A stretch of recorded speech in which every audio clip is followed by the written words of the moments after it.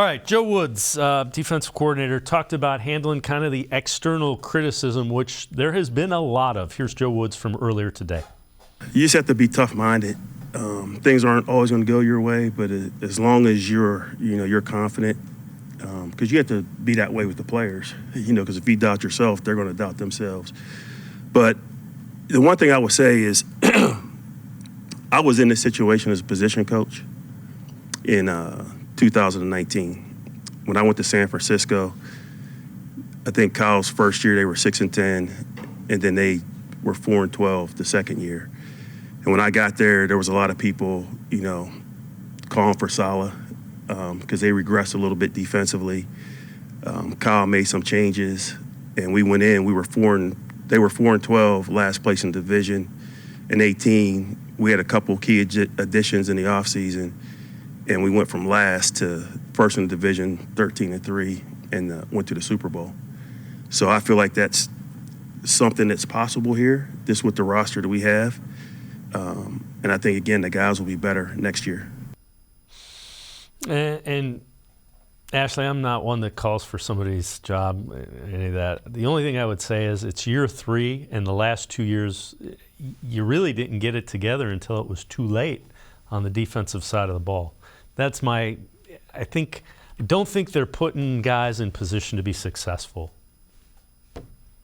Yeah, I mean, it's fair to wonder at this point, right? Now, I will say I am not necessarily in favor of firing Joe Woods, but I do think maybe you can make some other kind of change. I know my colleague Mary Kay Cabot has mentioned, maybe bring in a co-defensive coordinator or something along those lines. I don't think that's a horrible idea because I think the reality is, yes, Joe Woods does deserve some blame for this defense, like you said, not coming together too late.